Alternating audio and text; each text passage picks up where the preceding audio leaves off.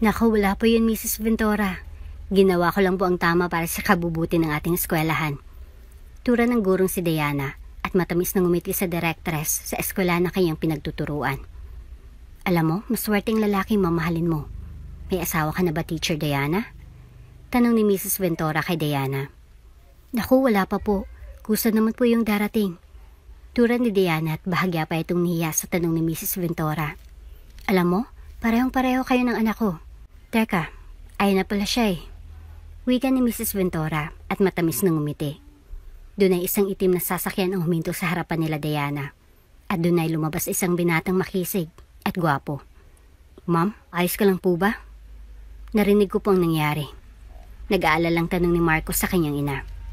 I am good, son. Anyway, this is Teacher Diana. And Diana, this is my son, Marco. May ngiti sa labing tura ni Mrs. Ventura. Kilala ko po ang anak mo, Mrs. Ventura. Nga pala, Sir Marco. Di ko po alam kung natatandaan mo ako.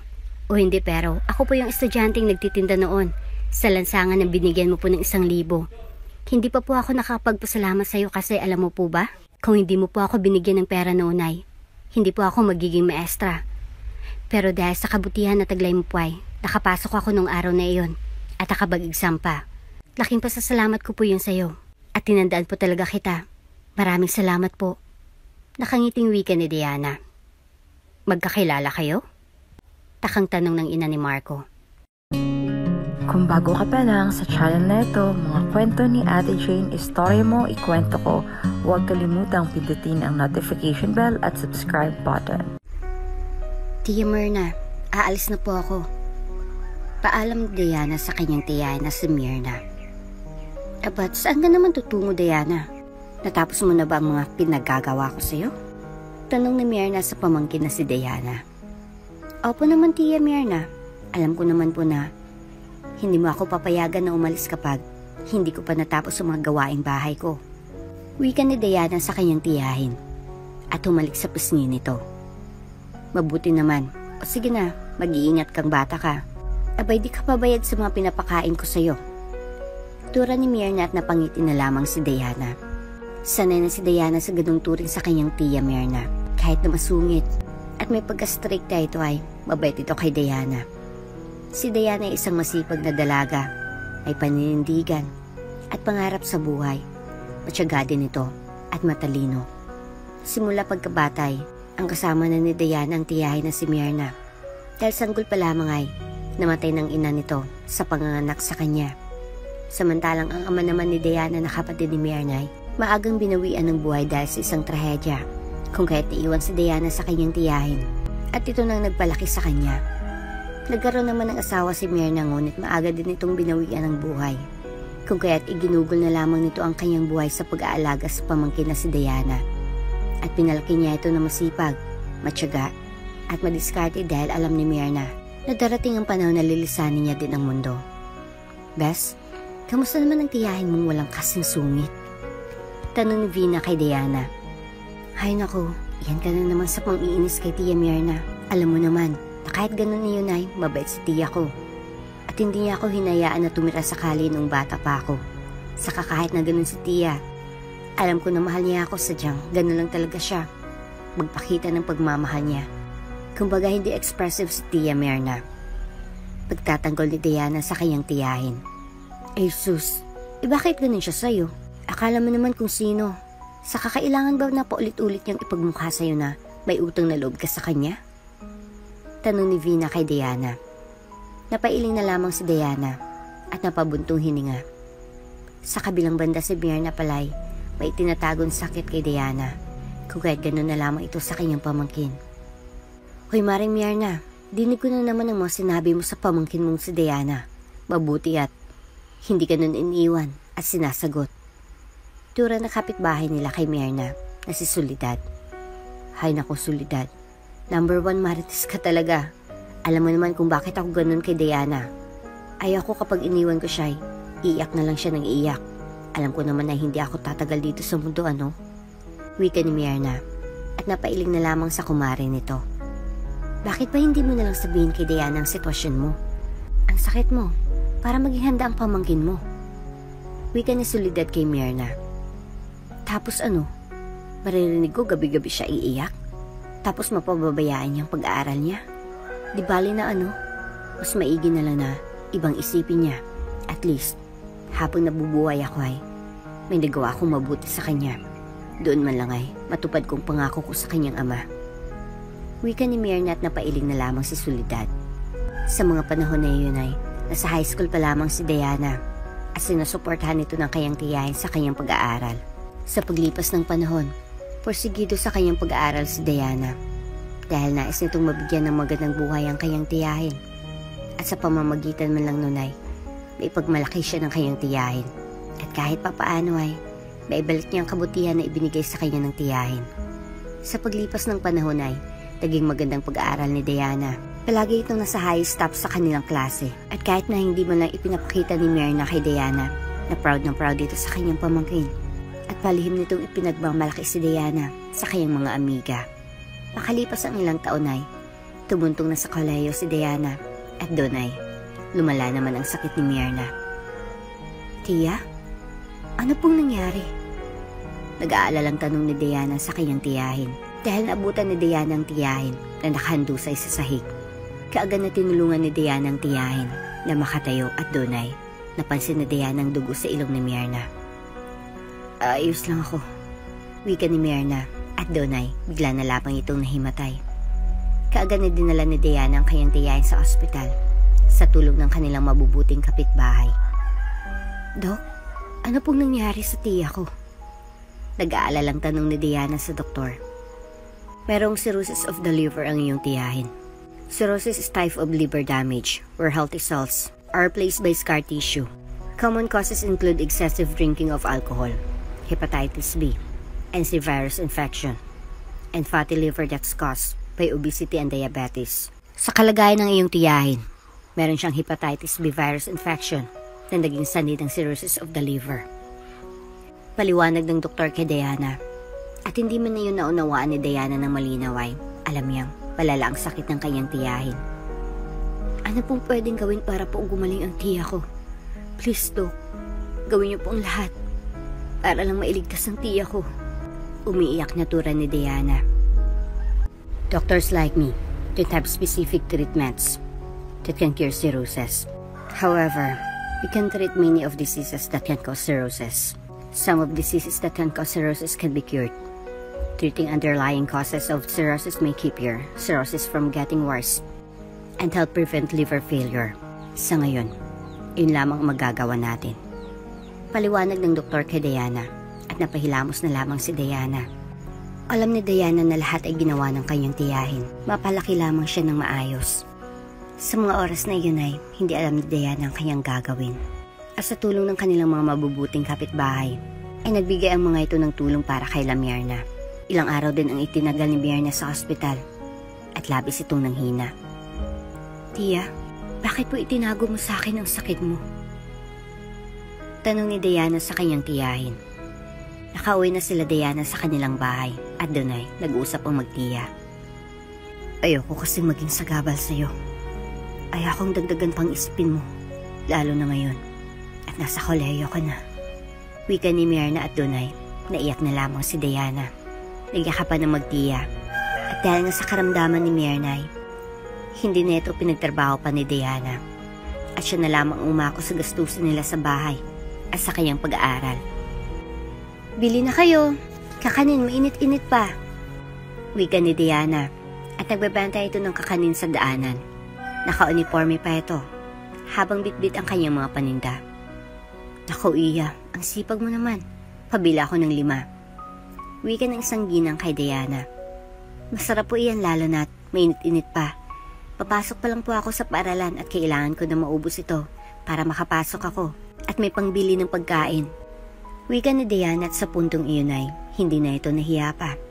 Nag-aaral si Diana sa unang taon sa kolehiyo at ang kursong kinuha nito ay teacher dahil simula pa noon pangarap na ni Diana magturo sa mga kabataan at maibahagi sa iba ang mga aral na kayang natutunan. Nako, pagpalain ka ng Diyos. Good luck sa'yo. Wika ng ginang kay Diana sa kanito inabot ang bayad. Isang matamis na ngiting ipinakita ni Diana sa ginang at nagpasalamat. Naglakad-lakad pa si Diana at doon ay isang kotseng dumaan at natalsikan ng maduming tubig ang uniforme ni Diana nang di sinasadya. Naku po, paano na ito? Ang layo pa naman ng bahay. Tura ni Diana at napakamot pa ito sa kanyang ulo. Doon ay isang binatang lalaking lumapit kay Diana. Naku, pasensya ka na, miss. Nagmamadali kasi kami, kaya di napansin ng driver ko na basa palang kalsada. Paghingi ng pasensya ng isang binata kay Diana. Nung unay, natulala pa si Diana dahil sa kisig ng binata na tila ba isang anghel. Ay naku, wala yun sir. Di nyo naman po sinasadya. Uuwi na lang po ako sa amin. Saka kahit magalit pa ako sa iyo ay wala na din mangyayari. Tura ni Diana at ngumiti sa binata. Heto, kunin mo. Itong bibilhin ko na lang yung natitirang paninda mo. Para naman kahit papaano ay makabawi ako sa iyo. Wika ng binata at iniabot ang 1,000 kay Diana. Naku, wala pa akong panukli dyan. 100 lang po lahat-lahat ng kakanin na iyan. Wika ni Diana at dunay ngumiti ang binata. Sige na, sayo na din ang sukli dahil naabala pa kita. Wika ng binata at tinanggihan pa yun ni Diana. Ngunit ibinigay na yun sa kanya ng binata at sumakay na sa kanyang kotse at kumaway na lamang ito nang umalis na. Tila ba hulog ng langit ang binatang iyon kay Diana. Dahil sa araw na iyon ay kailangan niya na pang bayad sa eskwelahan at bibili pa siya ng gamot sa kanyang tiyahin. Dahil napaubos ni Diana ang paninday, kagad itong umuwi sa kanila. Abat, bakit ang dumi-dumi ng uniforme mo? Tanong ni Myrna sa pamangkin. Ito po. Blessing ito, tiya. Nandyan na po ang pagkain mo. Kumain ka na lang dyan, tiya Myrna, ha? Huwag ka na pong kumilos dito sa bahay. Ako na pong bahala dito. Pag-uwi, saka ko na lang din po ikukwento sa nangyari baka. Mahuli pa po ako sa klase, may examination pa naman kami. Kapatignan-tignan na lang po kita kay kumari mo para naman po makampante ako. Wika ni Diana sa kanyang tiyahin. At bago pa ito umalis ay, humalik muna ito sa pisngi ng kanyang tiyahin. Nung araw na yun ay nag-exam na si Diana. Sa kabilang banda, ang binatang nakadumi naman sa uniforme ni Diana na siyang pumakyaw sa tindang kakanin ni Diana, isang businessman at anak ng isang directress sa paaralan. Ito ay si Marco. 30 years old na ito at walang asawa, kahit na nobya man lang. Iginugol nito ang kanyang oras sa pagmamanage ng kanyang negosyo at pagbibigay tulong sa mga charity, foundation at mga bahay ampunan. Sinong estudyanteng iyon? Kilala mo ba? Hindi ba taga dito ka, Manuel? Tanong ni Marco sa kanyang driver na si Manuel. Opo boss. Iyon si Diana. Honor student iyon. Masipag na bata. Ulila na iyang si Diana. At mayroong nalang tiyahin si Myrna. Kaso may sakit ito kaya si Diana ang kumakahid para sa kanilang pag-araw-araw. Pagkukwento ni Manuel sa among si Marco. Ganun ba? Anong year na niya? Tanong ni Marco. Sa pagkakaalam ko ay, nasa first year college na iyang si Diana. Hindi ko nga alam paano niya nakakayanan ang ganong responsibilidad, lalo na't nasa kolehiyo pa siya. At kahit nasa pampublikong paaralan siya magastos pa din. Mabuti nga't kinakaya niya. Wika ni Manuel, at doon ay naantig ang puso ni Marco sa dalaga.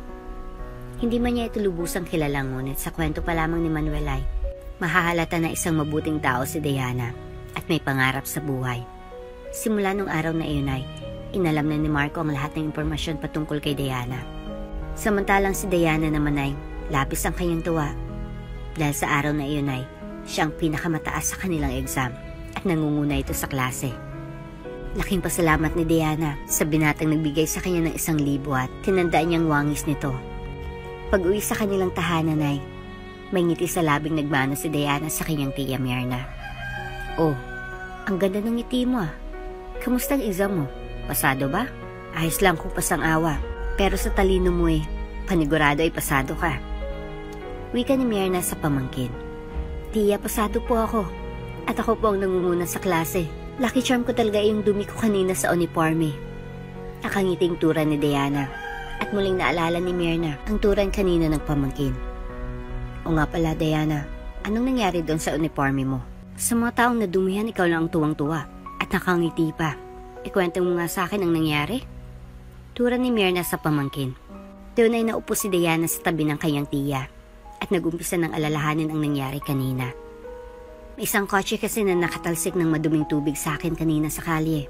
Habang nagtitinda ako ng kakanin. Tapos bumaba yung may-ari yata yun ng kotse. Tapos ang pogi. Kinikilig na tura ni Diana. Kagad itong pinitik ni Myrna sa noo. Ayan, kapag pogi ayos lang. Kapag pangit, magmamaldita. Ayun tayo eh. Tura ni Myrna sa pamangkin. At napasapo naman sa kanyang noo si Diana. Si Tia naman makapitik. Di pa po tapos. Back to the story. Ayun na nga. Lumabas yung pogi tapos nagsorry siya eh. Siyempre, di naman sinasadya iyon. Kaya sabi ko ayos lang po. Tapos maya-mayay, bigla na lang sabi niya, bilhin niya daw yung mga kakanin kong binibenta. 1,000 binigay niya. Sabi niya sa akin na lang daw. Ayaw ko pa sanang tanggapin pero nilagay niya na sa kamay ko tapos umalis na siya. Pagkukwento ni Diana. So, bakit tuwang-tuwa ka dyan? Dahil ba pogi o dahil sa pera? Tanong ni Myrna sa pamangkin na si Diana. Napahawak naman sa kanyang baba si Diana na tila ba nag-iisip ng kanyang isasagot sa tiyahin. Pareho, pero mas lamang yung pera. Kasi bayarin pala namin kanina kasi exam so dahil sa 1,000 ay nakabayad ako. Tapos nakabili pa ako ng paninda ko para bukas. Tapos nakabili pa ako ng bigas oh. Kapag nakita ko talaga yun ulit, magpapasalamat talaga ako sa kanya ng bonggang-bongga. Kasi dahil sa kanya, nakapag-exam ako plus nakabili ako ng makakain natin. Ulam na lang problema. Tura ni Diana na may ngiti sa kanyang labi. Ay nako for sure, kapag nagkita ulit kayo abay, baka kiligin ka na. Para bang binbura na uod. Wika ni Myrna at dahil sa pagiging masiyahin ni Diana ay tila ba panandali ang nawawala sa isipan ni Myrna na may sakit siya. Matapos ang araw na iyon ay tagasikaso na sa kanilang bahay si Diana at doon ay nagluto pa ito. Sadyang masipag si Diana at malaga na ipinagpapasalamat ni Myrna. Matapos makapagluto ay hinain na ni Diana ang kanyang luto at doon ay sabay na kumain ng magtiya. Ngunit bago sila kumain ay nagdasal na muna sila upang magpasalamat sa Diyos sa mga biyayang ipinagkaloob sa kanila at nagpapasalamat sa bagong araw at buhay na dumating sa kanila. Kahit mahirap ang buhay, hindi naisipan ni Diana na sumuko sa buhay dahil may pananalig at tiwala ito sa Diyos. Palagi ipinagpapasa Diyos ni Diana ang bawat araw na dumarating sa kanila. Matapos na makakain ay agad na hinilot ni Diana ang tiyahin at inalalayan patungo sa higaan. Dahan-dahan lang tiya, baka malaglag ka. Wika ni Diana sa kanyang tiyahin. Hay nakong bata ka, dapat nagpapahinga ka na dahil bukas ay maaga ka pa. Ayos lang naman ako, kaya ko naman. Di na kailangan na asikasuhin mo ako. Ginagawa mo akong bata eh. Tura ni Myrna sa kanyang pamangkin. At doon ay matamis naman ang umiti si Diana. Hay naku tiya, ayos lang po. Saka baby po kita, di ba?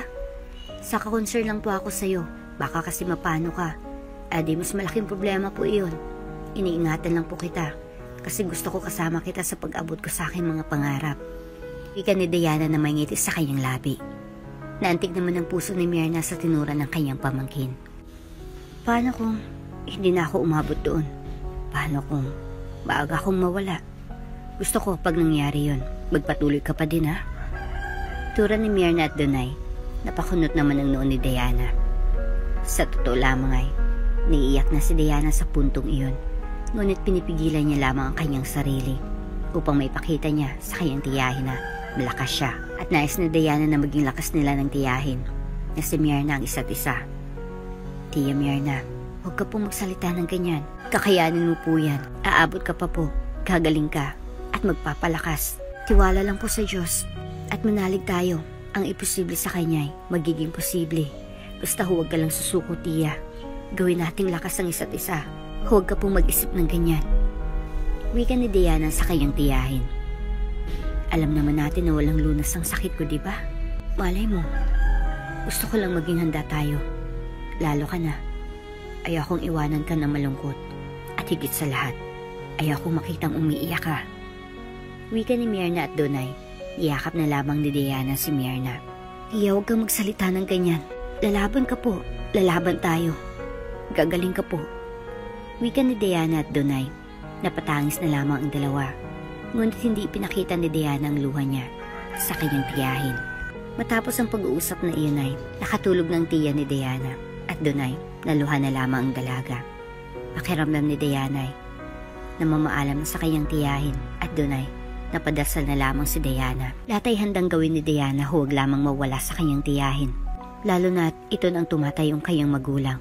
At at nagtaguyod sa kanya sa mahabang panahon, kung kaya't mahal na mahal ito ni Diana. Tapos ng magdasalay, nagtungo na sa kanyang silid si Diana, at doon ay natulog na ito na may luha sa kanyang mga mata. Sa totoo lamang ay, natatakot si Diana na may iwan mag-isa. Natatakot ito sa realidad na walang kasiguruhan kung hanggang kailan niya makakasama ang kanyang tiya. Ngunit dahil malakas ang pananampalataya ni Diana sa Panginoon ay, hindi ito pinanghinaan ng loob at mas lalo pang kumapit sa Diyos ang dalaga. Sa kabilang banda naman si Marco ay hindi makatulog sa gabing iyon. Hindi mawala sa kanyang isipan ang dalagang si Diana. Nakaupo lamang sa kanyang kama si Marco at muling kinuha ang envelope na naglalaman ng impormasyon ni Diana na ipinasaliksik ni Marco sa kanyang mga tauhan. Estudyante siya sa eskwelahan na pinapasukan ng kaibigan ni Ma'am. Kunot noong wika ni Marco at doon ay agad nitong tinawagan ng kaibigan ng kanyang ina. "Oh, Marco, ano nga atin?" Tanong nito kay Marco. "May estudyante ba kayong nagngangalang Diana? Nasa first year college at honor student." Ni Marco mula sa kabilang linya. "Diana? Oo, bakit? May ginawa ba sa iyong estudyante naming iyon?" Tanong nito kay Marco. "Naku, wala naman. Gusto lang sanang tulungan ang estudyanteng iyon. Bibigyan ko siya ng full scholarship hanggang sa makapagtapos siya ng pag-aaral at makapagtapos siya sa kursong nais niya. Pero ayokong malaman niyang identity ko." Tura ni Marco at Donay na bigla naman ito. "Full scholarship? Sigurado ka ba, Marco? Aba, malaking tulong iyan sa estudyante namin." Wika nito. "Pupunta ako bukas upang makapag-usap tayo ng maayos." Tura ni Marco at doon ay ibinaba na nito ang cellphone. Kinabukasan gaya nga ng napag-usapan ay agad na nagtungo sa opisina nito si Marco. "Welcome, Mr. Marco." Bati nito kay Marco. Doon ay kaagad na umupo ang binata sa swivel chair at hindi na ito nagpaligoy-ligoy pa. Is kung bigyan si Diana ng full scholarship dahil masipag at matyaga itong estudyante. Ngunit may isang katanungan lamang akong nais itanong. Tura ni Marco sa school directress na kaibigan ng kanyang ina. "Ano iyon?" Takang tanong nito kay Marco. "Di ba merong scholarship dito sa paaralan niyo? Bakit hindi man lang napili si Diana gayong outstanding naman ito sa kanyang klase, masipag, at may paninindigan? Bakit hindi man lang siya napasama?" Tanong ni Marco at Donay, tila ba nagulat ito sa tanong ng binata. "Hindi ko kasi hawak ang pagdidesisyon patungkol dyan. Kaya hindi ko masasagot ang tanong mo, Marco." Sagot nito at napatango naman si Marco. "Kung ganun ay, ayos lang. Ang importante ngayon ay, mabigyan ng full scholarship si Diana. Under me. Pero gusto ko na itago niyong pagkatao ko. Ayokong ipaalam kay Diana at sa kung sino man ako na nagbigay ng full scholarship sa estudyanteng si Diana." Wika ni Marco at nagkasundo naman sila. Matapos na makausap ang directress, doon ay nagtungo sa isang grocery si Marco. Saka nito kinausap ang driver na si Manuel. "Sir, para kanino ito?" Takang tanong ni Manuel nang iabot sa kanya ni Marco ang kahon-kahon ng grocery. "Itong iba sa'yo yan, samantalang iyong iba ay kayla Diana. Gusto ko na ibigay mo yan sa kanya at huwag na huwag mong sasabihin na sa akin iyan galing. Kapag tinanong ka, sabihin mo galing sa isang foundation o kaya charity. Ikaw nang bahala." Wika ni Marco kay Manuel. Sir, bakit hindi na lang ikaw mismo magbigay kay Diana para naman alam niya?" Tura ni Manuel, ngunit maring umiling si Marco. "Ayoko magpakilala sa kanya. Basta sundin mo na lang ang sinasabi ko. Tapos ang usapan." Tura ni Marco at Donay, natahimik na lamang si Manuel. Matapos nun ay, kaagad na nga nagtungo si Manuel sa tahanan nila Diana. "Ano pong kailangan niyo?" Tanong ni Diana kay Manuel. At hindi ito kilala ng dalaga. Ako si Manuel. Nabalitaan ko kasi ang nangyari sa tiya mong si Myrna. Hetong may kaunting tulong ako para sa inyo. Galing iyan doon sa isang foundation. At dahil napadami ang bigay sa akin ay, naisipan ko na ibahagi ang iba sa inyo. Noon naman ay, si Myrna ang nalapitan namin nung walang-wala kami. Sige na, tanggapin nyo na iyan. Wika ni Manuel at labis naman ang saya ni Diana. Hindi po namin tatanggihan yan. Dahil biyaya po yan. Maraming salamat po, Kuya Manuel. Malaking tulong po itong binigay niyo sa amin. Maraming salamat po. Nakagiting wika ni Diana. Wala iyon. Nung mga panahon na kailangan namin ng tulong ay, nandyan kayo para sa amin. Kaya ngayon kami naman ang tutulong sa inyo. Sa kagaling yan sa isang foundation, ako lang pinagdala dito sa inyo. Paliwanag ni Manuel at ngumiti kay Diana. Matapos na maibigay ang grocery kay La Diana, agad na umalis si Manuel at bumalik sa sasakyan. Sa susunod, gusto ko ikaw ulit ang magbibigay sa kanila. Tura ni Marco at nasa loob pala ito ng kotse at nakamasid kay La Manuel. Bakit hindi na lang ikaw ang magbigay, boss? Tanong ni Manuel sa among si Marco. Wag na. Okay na ako sa ganito. Wika ni Marco at naging palaisipan na yun kay Manuel. Gayunpaman, hindi na lamang pa nag-usisa pa si Manuel. Samantalang si Diana naman ay tuwang-tuwa sa tulong na kanilang natanggap. Tia Myrna, tignan mo oh. Pang ilang buwan na natin itong pagkain. May ngiti sa mga labing wika ni Diana. Oo nga eh. Isang foundation kaya nakuha yan ni Manuel. Napakabait naman nila para tulungan tayo. Wika ni Myrna at matamis na ngumiti. Kaya nga po ang bait sa kapatid si Kuya Manuel. Kasi sa bigat nito ay nag-abala pa talaga siyang ihatid ito sa atin. Pagpalain pa sana sila ng Diyos. Nakangiting wika ni Diana. Matapos ang tagpong iyon ay naghanda naman ang dalaga sa pagpasok sa kanyang eskwela. O Diana, magbaon ka kaya ng kanin para naman may makain ka sa eskwela. Tura ni Myrna sa pamangkin. Meron na po tiya, pero salamat po sa pagpapaalala. Alis na po ako. Huwag ka po masyadong magkikilos. Yung mga kalat ako na po ang bahala dyan pag uwi ko. Tura ni Diana sa kanyang tiya. Gaya ng palaging bili ni Diana sa tiyahin ay ganun lamang muli ang sinambit nito. Oo, kabisado ko na iyan Diana.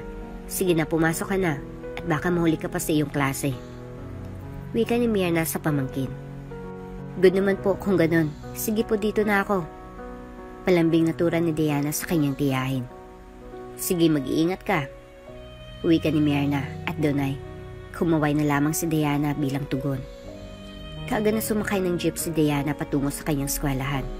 At makalipas lamang ng ilang minutong biyahe ay nakarating din si Diana sa kanilang paaralan. Kaagad na nagtungo sa kanyang silid si Diana at doon ay naabutan ni Diana ang kanyang mga kamag-aral na nagkakagulo. Anong meron? Takang tanong ni Diana sa mga ito. O Diana, nandyan ka na pala. Di mo ba alam na binigyan ka ng full scholarship? Wika ng kaklase ni Diana at naguluhan naman si Diana dahil wala namang nababanggit sa kanya ang kanilang guro. Ha? Ano bang pinagsasabi niyo? Baka fake news lang yan. Wala namang sinasabi sa akin ang proof natin. Kahit nga si Miss Principal walang sinasabi. Sa inyo ba nakalap ang balitang yan? Naguguluhang wika ni Diana sa mga ito. Huli ka na sa balita. Narinig namin si Miss Directress kanina, kausap si Proof, patungkol sa full scholarship na ibinigay sa'yo ng unknown person. Di sinabi ni Amy. Wika ng mga ito. Hindi naman agad naniwala si Diana dahil baka nagkamali lamang ang kanyang mga kamag-aral. Naku, sigurado ba kayo? Baka mamaya hindi naman ako yun. Wika ni Diana sa mga ito. Eh di hintayin na lang natin yung announcement ni Proof. Wika ng mga ito at natahimik na lamang si Diana. Ilang sandali ay dumating na nga ang Proof nila Diana at doon ay nagsalita ito. Diana, come here. Maswerte ka dahil magkakaroon ka ng full scholarship. Wika ng Proof nila Diana at hindi makapaniwala ang dalaga sa nangyayari sa bagay na iyon sa kanyang buhay. Hindi lubos maisip ni Diana na darating ang araw na iyon. Para bang nakalutang sa hangin na naglakad si Diana patungo sa harapan. Sabi sa'yo eh. Wika ng mga kapwa-estudyante ni Diana. Sino pong nagbigay sa akin ito? Tanong ni Diana habang di makapaniwalang nakatitig sa sertipikong kanyang hawak. Pasensya ka na Diana, pero hindi sa amin sinabi ni Miss Directress. Pero masaya ako para sa'yo, mapalad ka Diana, na mabigyan ng full scholarship hanggang sa makamit mo ang kursong nais mo. Ika ng professor at masaya ito para kay Diana. Hindi naman lubos maisip ni Diana na darating ang ganong kalaking biyaya sa kanyang buhay. Naluha na lamang si Diana at hindi pa din ito makapaniwala. Matapos ang pangyayaring iyon ay balik sa klase ng mga ito. Matapos ang pasok ni Diana ay umuwi ito sa kanilang bahay na dala-dala ang magandang balita. Sa labas pa lamang ng kanilang bahay ay tinawag na ni Diana ang kanyang tiyahin. Ano ba yun Diana? Abat napakalayo mo pa sa bahay. Nagtatawag ka na. Ano ba iyon? Tanong ni Myrna sa pamangkin. Tiya, nabigyan ako ng full scholarship sa eskwelahan namin. Magilo na tura ni Diana sa kanyang tiyahin. Talaga ba? Magandang balita iyan. Hindi ka na mahirapan pa sa gastusin mo sa paaralan. Wika ni Myrna at Donay, nagkakapan ang magtiyahin. Sunod-sunod na biyaya ang kanilang natamo. Ngunit hindi alam ni Diana na isang tao lamang may gawa ng lahat. At iyon ay si Marco, na siyang pumakyaw noon sa kakanin na paninda ni Diana at nagbigay sa kanya ng 1,000. Patuloy na tinulungan ni Marco ng patagwang dalagang si Diana at walang kaide-ideyang dalaga na isang tao lamang tumutulong sa kanila. Sa paglipas ng araw na sumikap lalo sa kanyang pag-aaral si Diana at makalipas ang ilang taon sa wakas ay natapos na din sa kolehiyo si Diana. Tia Myrna, graduate na ako. Masayang wika ni Diana sa kanyang tiya. At ngayon ay naghahanda ng magtiya sa pagtungo sa venue ng graduation ni Diana. Sa wakas, unti-unti mo nang natutupad ang iyong mga pangarap. Wika ni Myrna sa pamangkin. Kaya nga po at salamat talaga doon sa nagbigay sa akin ng full scholarship. Dahil sa kanya, natupad ko ang pangarap ko. At kunting hakbang na lang ay magiging guro na ako. Masayang wika ni Diana at nagpapasalamat ito ng lubos sa taong tumutulong sa kanya. Ngunit naisin man ni Diana na malaman kung sinong taong iyon. Ngunit tinatago nito ang kanyang pagkatao at hindi nito ipinapaalam. Matapos na makapag-ayos at makapaghanda ng sarili ay nagtungo ng magtiyahin sa venue. Ilang sandali ay nakarating din sila Diana at nagumpisa ng ang graduation. Kanya-kanyang nagsisiakyatan ng mga ibang estudyante at sobrang sayang naramdaman ni Diana nang sa wakas ay siya nang tawagin at nagkamit pa si Diana ng mataas na karangalan.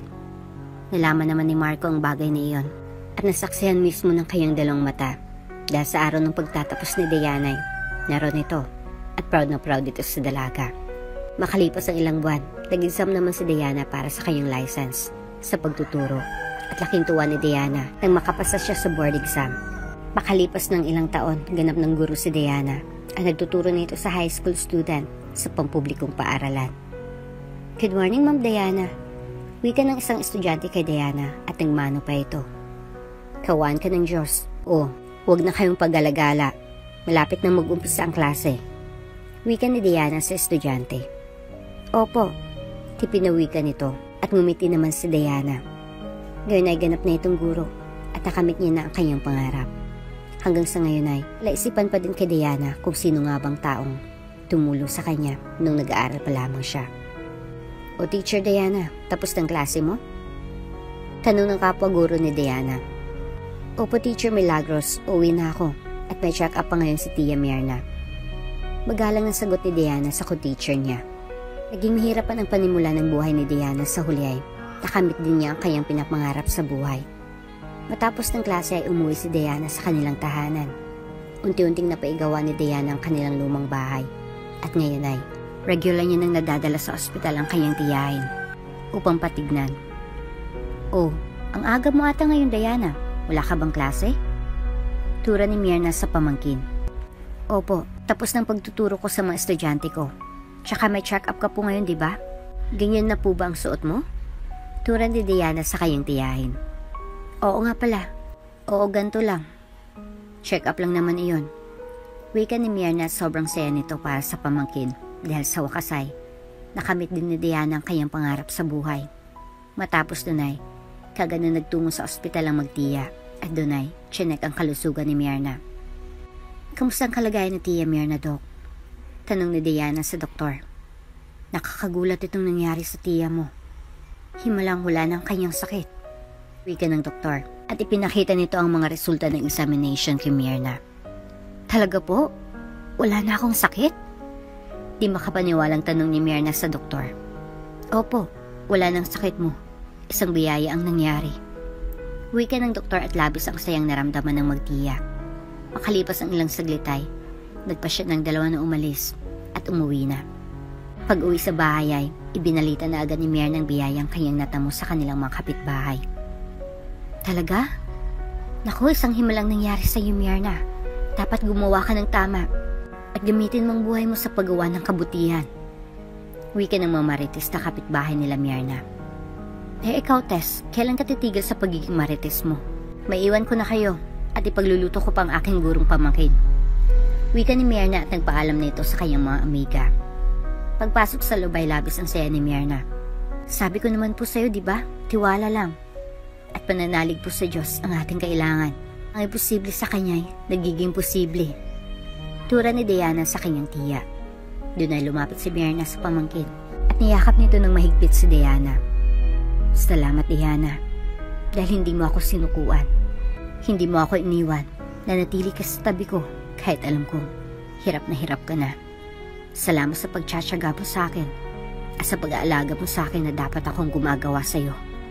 Pero ngayon, ayos na ako, malakas na ako, pangako, babawi ako sa iyo. Wika ni Myrna at naiyak pa ito sa puntong iyon. Kaya maging sa Diana ay nadala na din ang kanyang emosyon. Naku naman tiya, nagdrama pa pati tuloy ako naiyak. Alam mo tiya, kahit na mahirap ang pinagdaanan natin, worth it naman po diba? Kasi ako nakamit ko ng pangarap ko na maging guro. Samantalang ikaw po ay himalang na walang sakit. Diba sobrang biyayang pinagkaloob sa atin ng Diyos? Kaya sa lahat ng dumating sa araw ng aking buhay, palagi kong sinasabi Diyos nang bahalang kumilos sa araw ko. Wika ni Diana sa kanyang tiya at doon ay nagyakapan ng dalawa. Matapos ang pagdadramang iyon ng dalaway, nagpasya si Diana na kumain na lamang sila sa labas bilang selebrasyon na din sa biyayang kanilang natamo. Nagkasiyahan sila at nagdiwang. Matapos nun ay balik na sa dating buhay ang dalawa. Ang kaibahan lamang sa ngayon ay si Myrna nang nag-aasikaso para kay Diana. Oh, aalis ka na? Pag-agahan ka muna saka ilagay mo na itong baon mo dyan sa bag mo. Ikaw talaga. Tura ni Myrna sa pamangkin. Mahuli na kasi ako, pero makakatanggi pa po ba ako? Siyempre hindi. Wika ni Diana. At daw po na sa Celia at nag-umpisa ng kumain. Matapos na mag-agahan, nagmamadaling nagpaalam si Diana. Papasok na sana ito sa silid niya sa eskwelahan ng madatnan niyang isang magulang na nakikipagtalo sa kanilang direktres. Ikaw, direktres ka pa naman, pero di mo ginagawa ang trabaho mo. Bulyaw na isang nanay kay Mrs. Ventura. Teka lang po nanay, huwag mo naman po sigawan ang aming direktres. Bukod sa kagalang-galang po iyan dito sa aming eskwelahan mas matanda po iyan sa'yo. Kaya sana po kahit galit kayo, kaunting galang naman po. Ano po bang problema? Magalang na wika ni Diana sa isang nanay at kahit nahuli na ito sa pagtuturo ay hindi yun alintana ni Diana. Ito kasing direktres niyo na kamo ay kagalang-galang ay pinatalsik ang anak ko dito sa eskwelahan niyo at sabi ng anak ko ay wala naman daw dahilan. Wika nito kay Diana. Naku, malaking kalokohan po iyan. Hindi naman po pwedeng patalsikin ng isang estudyante sa isang eskwelahan ng walang dahilan. Nasaan po bang anak mo? Mari po bang dalhin niyo siya dito? Nang sa ganun ay malaman natin ang totoo. Kasi panigurado kahit anong paliwanag ko o ng aming direktres ay di ka maniniwala. Be fair po tayo. Wika ni Diana doon ay natahimik ang ginang. Ilang sandali ay dumating ang asawa at anak nito. Oh, ayan, nandyan ang anak ko. Hindi ba sabi mo, Will, wala kang kasalanan? Wika ng ginang sa kanyang anak. Doon na nagsalita ang direktres na si Mrs. Ventura. Will, alam mong policy ng school, tama? Ilang beses nga ba kitang pinakausapan? Maging ng iyong advisor. Tapos ngayon na pinatalsik kita, susugod ang iyong ina at sasabihin na wala kang kasalanan. Mabuti na lang at nandito ang teacher Diana na magpapatunay na may kasalanan ka. Tara sa opisina ko at doon tayo mag-uusap. Wika ni Mrs. Ventura at inalalayan ito ni Diana. Matapos sambitin ang bagay na iyon ay dumiretso ng mga ito sa opisina ni Mrs. Ventura at inilabas nito ang mga ebidensya at kasunduan nila simula pa noon. Natatandaan kita, Will. Di ba ikaw yung kinausap ko dahil binusuhan mong isa kong estudyante? At ikaw din ang nahuli kong nagsisigarilyo sa loob ng banyo. At ikaw din ang dahilan kung bakit umalis si Penelope dito sa eskwelahan dahil sa pambubuli mo. Ngayon nandito ang mga magulang mo. Dapat lang siguro malaman nilang kalokohan mo para naman malaman nilang katotohanan. Mahabang paliwanag ni Diana at napayo ko na lamang si Will. Sorry po, Miss Ventura. Natatakot po kasi ako na mapagalitan ni Mama at Papa. Paghingi ng pasensya ni Will sa directress. Doon ay inamin nito sa kanyang mga magulang ang lahat ng kanyang kalokohan. At doon ay labis na humingi ng pasensya ang mga magulang nito. At dahil sa away, pinabalik ang estudyante at nangako naman nito na hindi ulitin ang kanyang mga ginagawa noon. Matapos na napansin ni Diana ang oras at hindi na ito nakapagturo pa. Humingi ng pasensya si Diana sa co-teachers niya dahil hindi siya nakapagpalitan. Naunawaan naman ito dahil nalaman nito ang nangyari. Nang mag-bell ay, nagpa siya si Diana na umuwi at doon ay nakasabay nito si Mrs. Ventura. Teacher Diana, salamat pala sa pagtatanggol mo sa akin kanina. Sa totoo lang, hina-high blood na ako sa ina ni Will kasi dinuro-duro niya na ako kanina bago ka pa man dumating. Wika ni Mrs. Ventura at nagpasalamat pa kay Diana. Naku, wala po yun Mrs. Ventura. Ginawa ko lang naman po ang tama para sa kabubuti ng ating eskwelahan. Tura ng gurong si Diana at matamis na ngumiti sa directress sa eskwelahan na kayang pinagtuturuan. Alam mo, maswerteng lalaking mamahalin mo. May asawa ka na ba, Teacher Diana? Tanong ni Mrs. Ventura kay Diana. Naku, wala pa po. Kusa naman po iyang darating. Tura ni Diana at bahagya pa itong niya sa tanong ni Mrs. Ventura. Alam mo, parehong-pareho kayo ng anak ko. Teka, ayan na pala siya.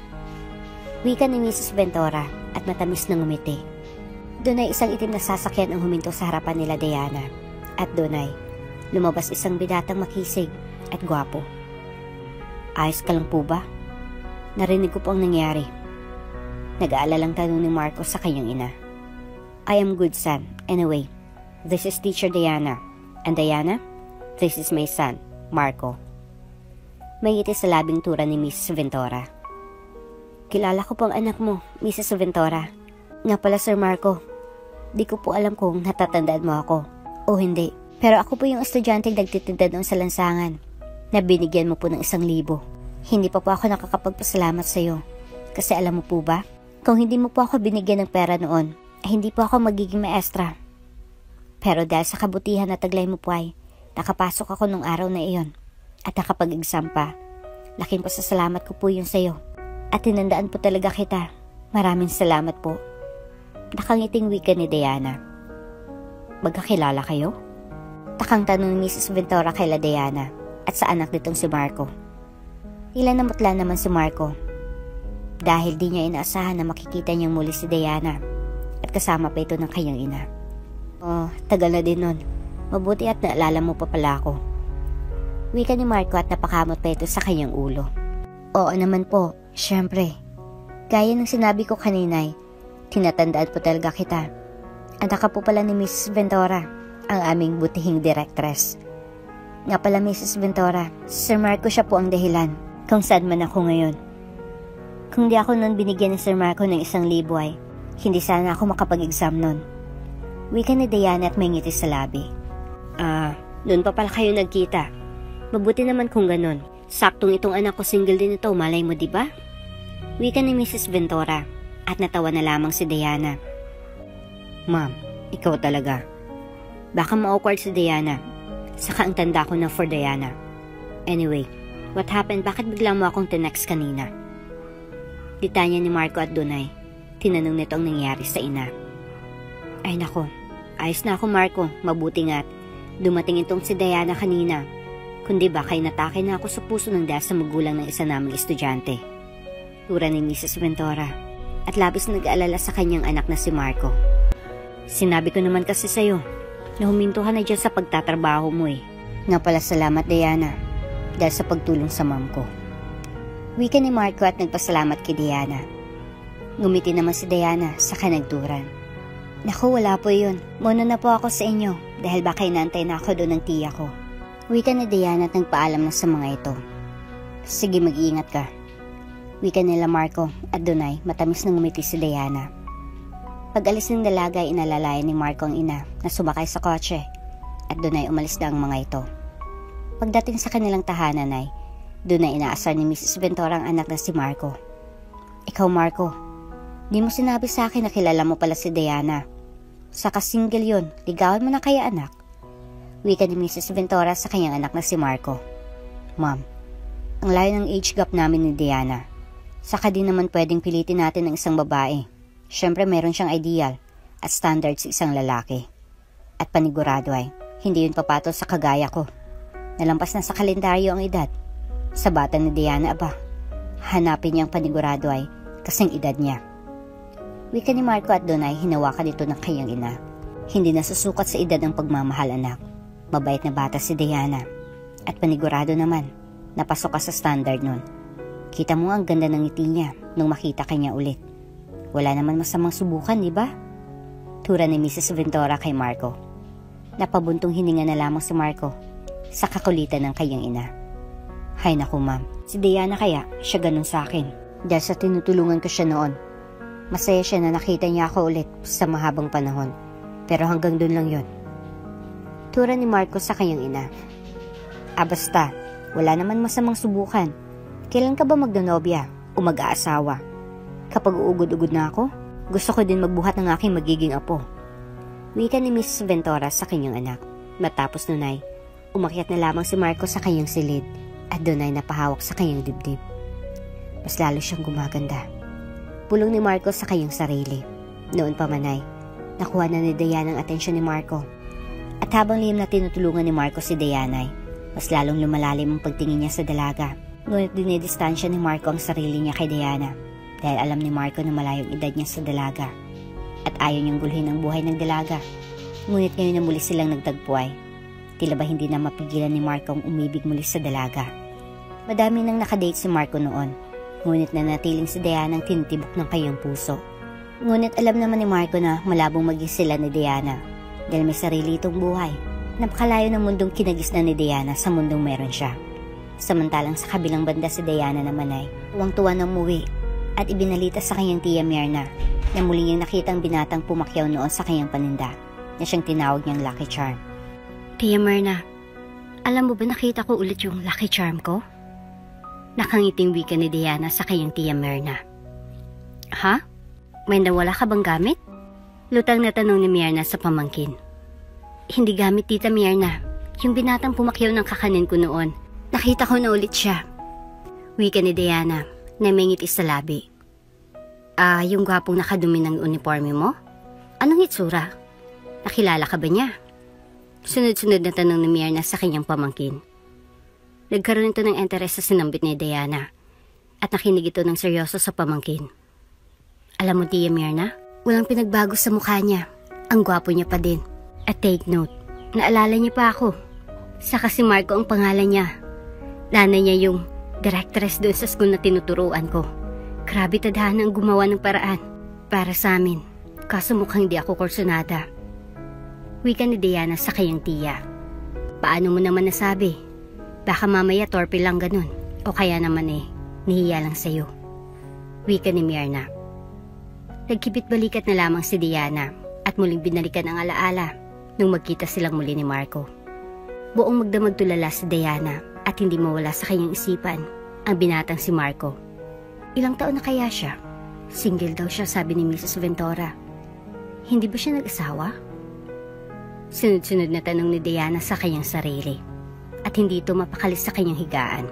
Pabaliktad-baliktad si Diana at ilang sandali ay bigla na lamang kumatok ang kanyang tiya Myrna kung kaya't mabilis na umayo si Diana. Diana, magatas ka muna bago ka matulog para naman makatulog ka ng mahimbing at hindi ka parang uod na hindi mapakali dyan sa kama mo.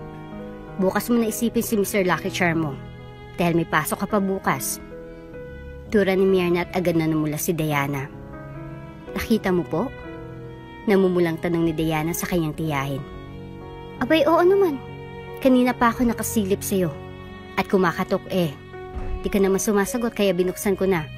At nakita kita kung paano ka umikot-ikot dyan sa higaan mo, akala mo kinikiliti. Wika ni Myrna. At nahiya naman si Diana.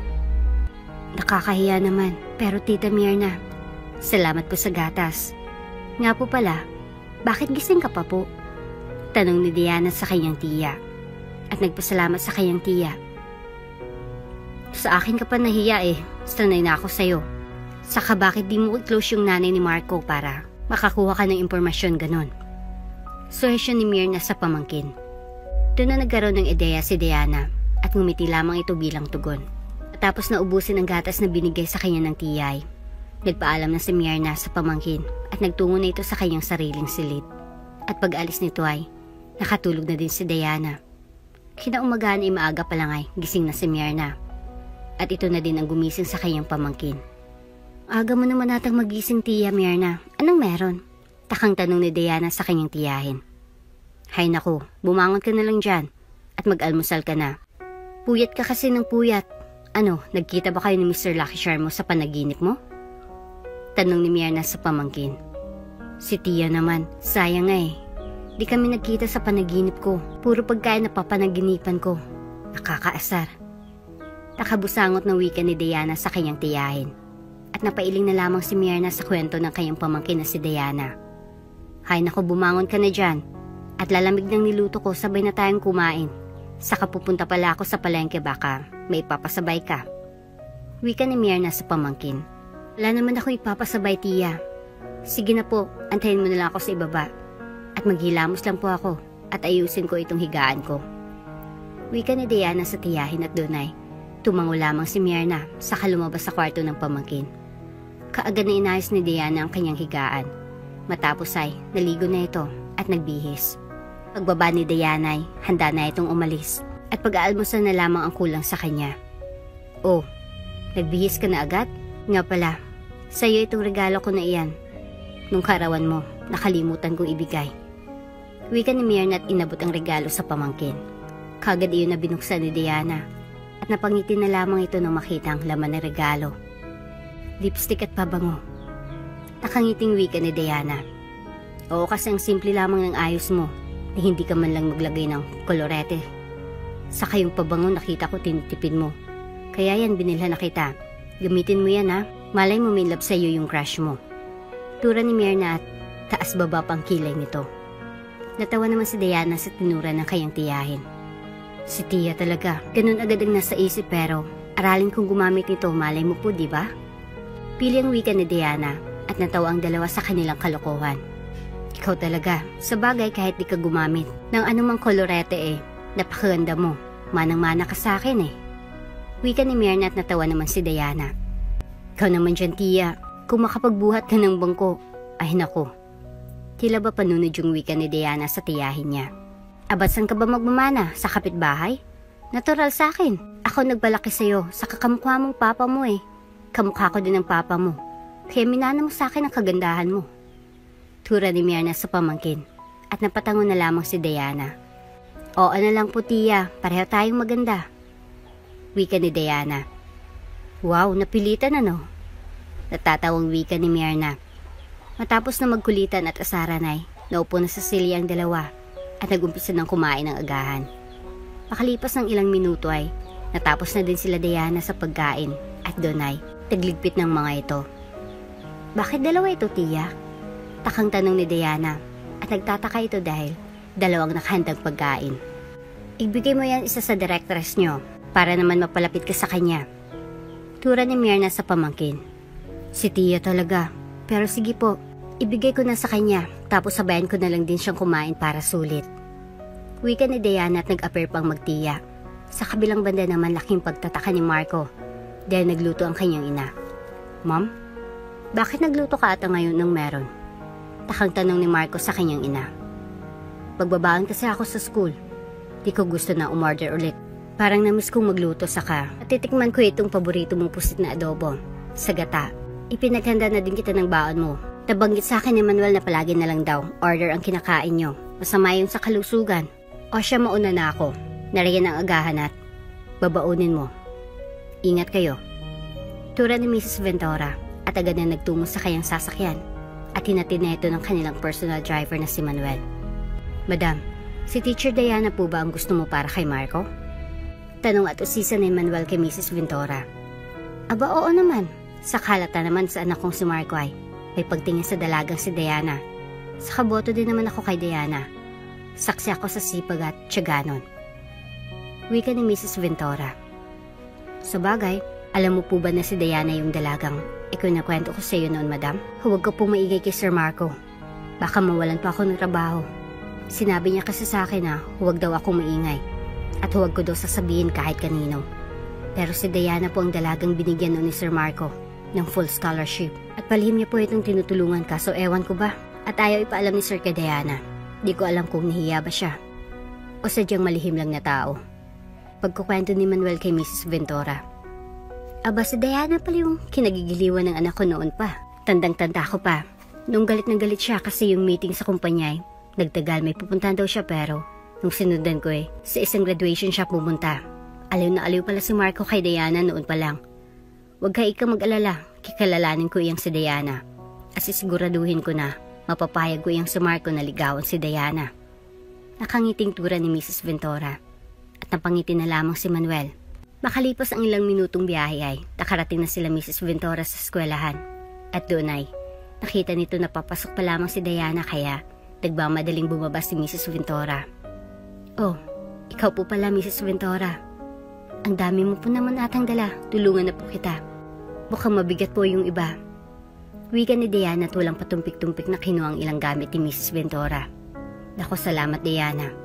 Nga pala, free ka ba mamaya? Sabay na lang tayo kumain sa opisina ko.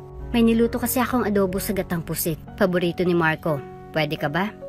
Wala na kasi si Teacher Milagros. Wala na akong kakwentuhan saka kasabay kumain kung libre ka sana. Mamaya, sabay na lang tayo." Wika ni Mrs. Ventura kay Diana. Napangiti naman si Diana at sa isip-isip nito ay yun ang oportunidad para makalapit ang ginang. "Sige po, nga po pala, para sa inyo ito niluto ng tiya ko. Para daw po sa'yo." Wika ni Diana at natuwa naman si Mrs. Ventura. "Naku, salamat naman. Someday I want to meet your tiya. For sure, magiging malapit kami nun." Nakangiting wika ni Mrs. Ventura at napangiti naman si Diana. Matapos na maihatid si Mrs. Ventura sa kanyang opisina ay nagtungo naman si Diana sa silid kung saan siya magtuturo at nag-umpisa ng klase. Mabilis lamang na lumipas ang oras at ilang sandali lamang ay nag-bell na din at kaagad na nagtungo si Diana sa opisina ni Mrs. Ventura. "Mrs. Ventura?" Katok ni Diana sa opisina nito. "Pasok ka Diana, sakto. At nihanda ko ng mga pagkain. Pasabi pala sa tiya mo ang sarap niyang magluto." Wika at puri ni Mrs. Ventura sa luto ni Myrna. "Naku, masarap po talagang magluto si Tia Myrna. Saka may halong pagmamahal, sabi niya. Iyon daw po ang sekretong sangkap para sumarap ang isang putahe." Nakangiting wika ni Diana. "Aba, tama naman iyon. Maupo ka. Ito nga palang best recipe ko. Adobo sa gatang pusit. Paborito ni Marco, tikman mo." Wika ni Mrs. Ventura at natawa naman si Diana na malaman iyon. Ang paborito ni Marco. Talaga po itong paborito niya? Sayang di kami pareho. Paborito ko kasi yung adobong baboy. Lalo na po yung taba. Naku, nakakatakam. Magiliw na wika ni Diana at masaya ito na makasabay ang ina ng kanyang nagugustuhan. Nagkwentuhan pa ang dalawa hanggang sa seryosong usapan ang kanilang pinag-uusapan. "Ikaw pala Diana, tiya mo na lang ang meron ka?" Tanong ni Mrs. Ventura kay Diana. "Ko, bata pa lang po ako ay. Wala na sila. Ang mama ko nung sinilang niya ako ay binawian siya ng buhay. Ang papa ko naman ay kinuha din sa akin ng maaga. Kaya ang tiya Myrna ko na lang ang meron ako. Siyang nagpalaki sa akin at tumayo bilang magulang ko. Ikaw po, nasan po ang asawa mo?" Tura ni Diana at natanong nito si Mrs. Ventura. "Naku, maliit pa lang si Marco nung pumanaw ang asawa ko. Nagkaroon siya ng sakit at sa panahong iyon ay walang-wala kami. Nakakalungkot isipin ang estado natin sa buhay. Ang basya ng mga tao sa pagbibigay ng respeto. Kapag mahirap ka, itsapwera ka. Kapag mayaman ka, todo entertain sila. Alam mo, napaka-unfair ng mundo.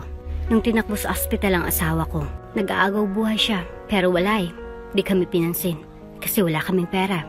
Inuna nila yung anak ng mayor noon. Ganun pala yun, no?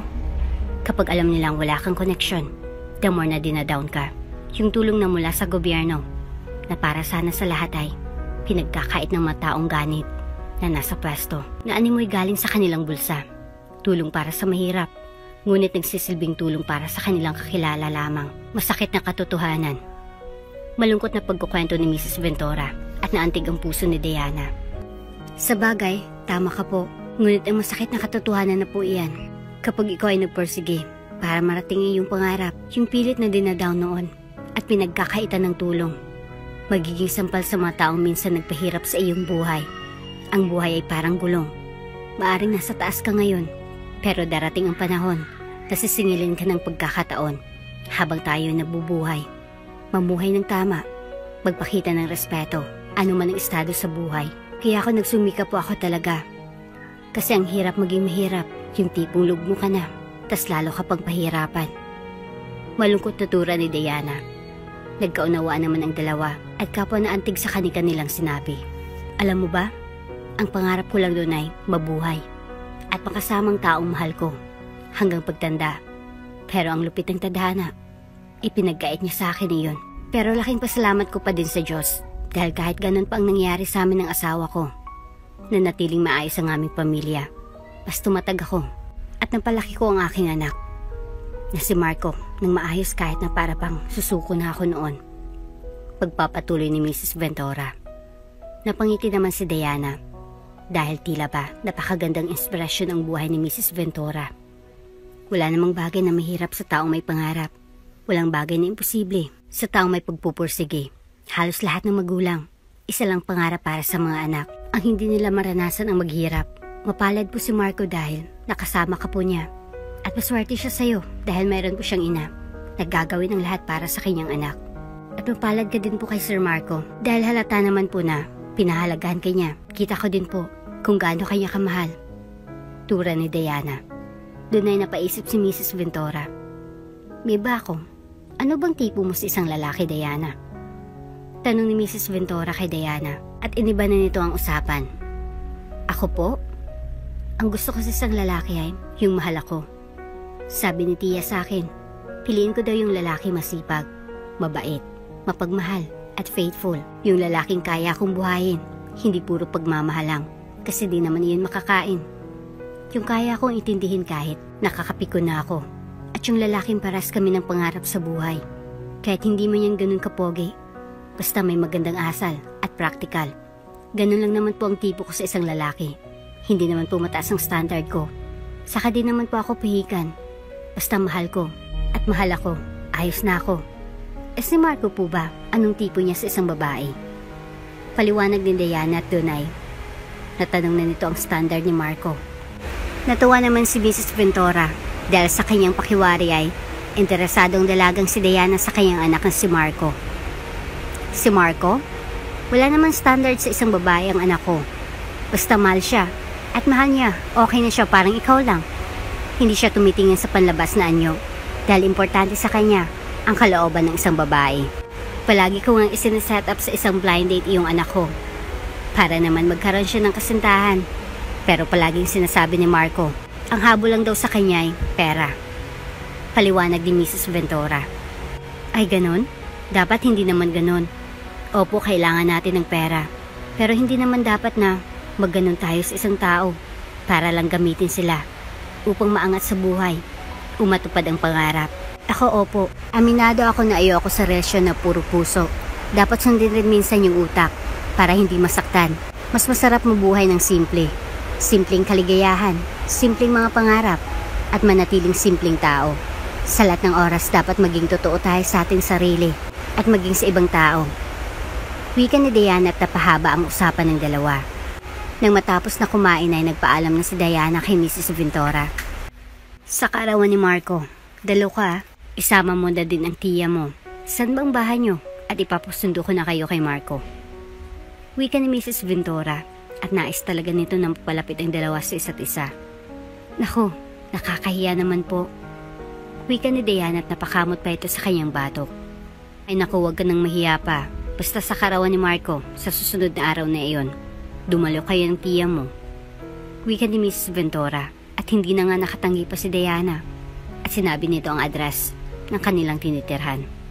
Matapos ang araw na iyon ay palagi nang magkasama si Diana at Mrs. Ventura. Mas lalong nakilala ni Diana ang kanyang Mr. Lucky Charm na si Marco dahil sa kwento ko sa kanya ni Mrs. Ventura hanggang sumapit ang karawan ni Marco. Tia, saan ditong maganda? Tanong ni Diana at aligaga na ito kung ano nga bang kanyang susuotin sa araw na iyon. Dadalo sa karawan ni Marco si Diana kasamang kanyang tiyahin na si Myrna. Naku, kahit saan naman dyan, babagay sa'yo. Kanina ka pa dyan, di ka pa din ba tapos mag-ayos? Mamaya nandyan na yung si Mr. Lucky Charm mo, di ka pa tapos. Wika ni Myrna at Dunay, aligagang nagbihis si Diana. Ilang sandali ay bumusena ng sasakyan sa labas ng kanilang bahay. Hala, nandyan na siya. Wika ni Diana taranta na ito. Ako na munang harap sa kanya. Wika ni Myrna at mabilis itong bumaba. Sige tiya, ikaw na po ang bahala. Tura ni Diana at Dunay, nag-ayos na ng kanyang sarili si Diana. Samantalang si Myrna naman ay kaagad na bumaba upang salubungin si Marco. Magandang araw po, dito po ba nakatira si Diana? Tanong ni Marco at Dunay, matamis na ngumiti si Myrna. Oo, ako yung tiya niyang si Myrna. Pasok ka muna kasi si Diana nag-aayos pa ng kanyang sarili. Pero mamaya, bababa na din yon.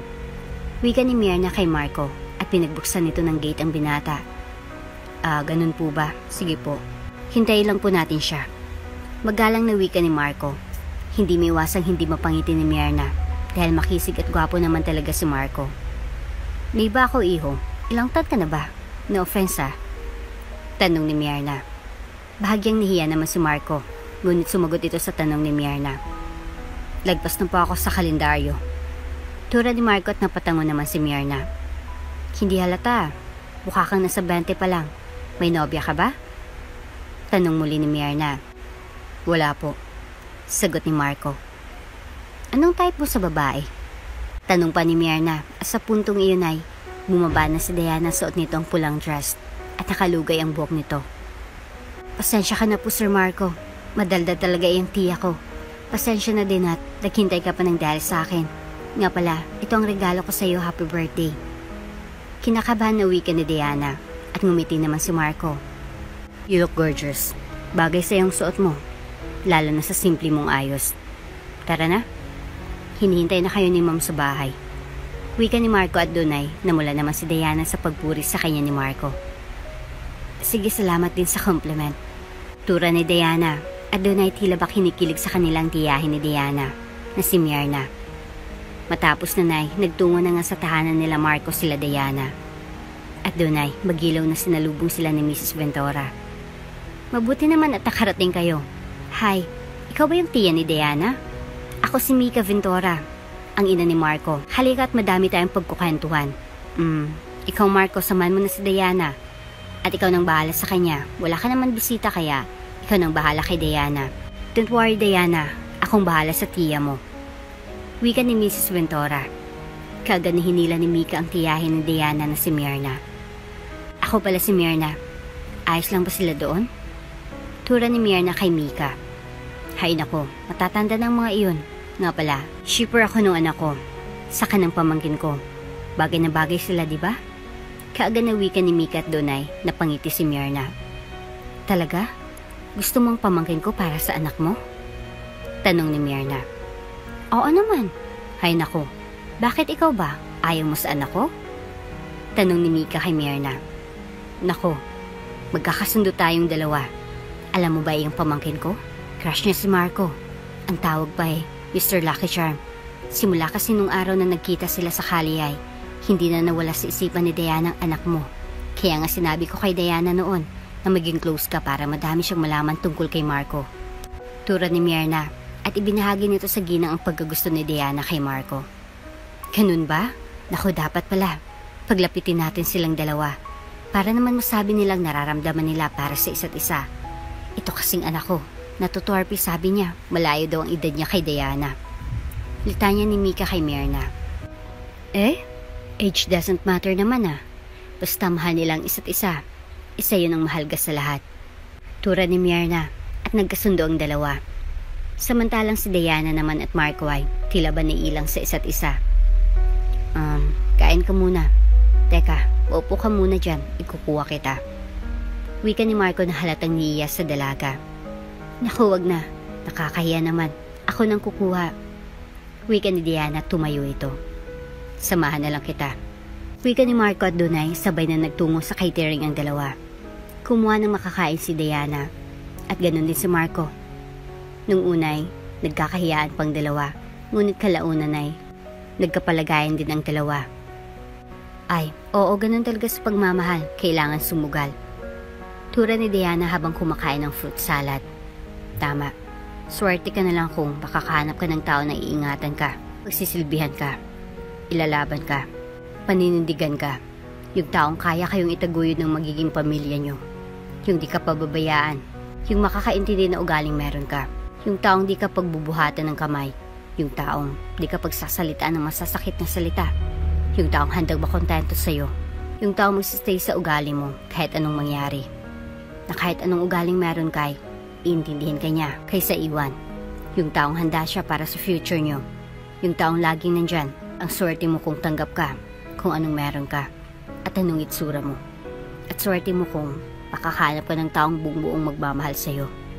Mamahalin ka ng higit pa sa buhay niya. At hindi ka ipagpapalit. Mamahalin ka niya hanggang sa kayo ay lumisan sa mundong ito. Kapag dumating ang ganong klase ng pag-ibig sa'yo, aba, ingatan mo kasi bibihira lamang iyon. Mahabang litanya ni Marco at napangiti naman si Diana. Siguro ganun ka magmahal. Kaya ikaw piliin mo yung totoo. Piliin mo yung hindi ka magsisisi sa huli. Maswerte ang babaeng mamahalin mo. Tura ni Diana kay Marco. Ikaw din naman, mapalad ang lalaking makakasama mo. Kaya hanapin mo yung lalaking walang bisyo. Hindi ka pagbubuhatan ng kamay. Hindi ka mumurahin. At especially, hanapin mo yung lalaking may pangarap sa inyong dalawa. Hindi puro pasarap lang ang alam gawin. Tapos kapag dumaan sa hirap, iiwan ka na. Huwag kang magpapadala sa looks. Tingnan mo yung mindset niya. Matured ba siya? Swak ba siya sa mindset mo? Minsan kahit pagod ka na, pero pinipili mo pa rin na lumaban sa buhay para sa pamilya mo dahil may pangarap ka sa kanila. Wika ni Marco at Dunay, nakita nito mayroong naiwang gatas sa labi ni Diana kung kahit pinahid niya iyon ng kanyang panyo. Natulala naman si Diana at hindi makapaniwala sa mga sinambit ni Marco. Nang dahil sa karawan ni Marco ay naging malapit ang dalawa sa isa't isa. Palagi nang dumadalaw si Marco sa eskwelahan at palaging pinupush ni Mirna ang pamangkin sa binatang si Marco. At ganoon din si Mrs. Ventura. Hanggang isang araw ay naabutan ni Diana ang mag-ina na nag-uusap at hindi muna ito pumasok sa loob. Bakit ba hindi mo ipaalam kay Diana na ikaw pala yung taong tumutulong sa kanya noon pa man? Wika ni Mrs. Ventura at doon ay natulala naman si Diana. Ikaw yun? Bakit di mo sinabi? Tura ni Diana at nautal ito. Napayo ko na lamang sa Marco, saka ito nagpaliwanag. Ayoko mapalapit sa'yo dahil lang sa pagtulong ko sa'yo noon. Ginawa kong bagay na iyon dahil naantig ako at natuwa sa kasibagan mo. Pero habang tumatagal, napansin ko na nahulog ako sa'yo. Kaya dumistansya ako sa'yo. Ngayon na alam mo na, sana walang magbago. Wikang pag-amin ni Marco kay Diana at doon ay napayakap si Diana kay Marco. Salamat sa'yo dahil ikaw ang naging dahilan. Kaya ako nakarating sa kinaroroonan ko ngayon. Huwag kang mag-alala dahil wala pa ding magbabago. Tura ni Diana at laking pasalamat nito kay Marco. Simula ng araw na iyon ay mas lalong naging malapit ang dalawa sa isa't isa hanggang sa inamin na ni Marco ang kanyang nararamdaman para kay Diana at niligawan nito si Diana. Makalipas nga lang ang ilang buwan ay sinagot na din ni Diana si Marco. Hay nako naman, nakakaingit naman si Teacher Diana. Ang gwapo ng kanyang nobyo. Tura naman ko teacher ni Diana. Naku kayo huwag kayong ganyan. Ang tagal ko din kayang walang nobyo. Simula pa noon. At iyang si Marco lamang ang nanligaw sa akin. Wika ni Diana at napangiti naman si Marco. Nakalaan ka daw kasi para sa akin. Wika ni Marco at Dunay, kinilig naman ang mga ito.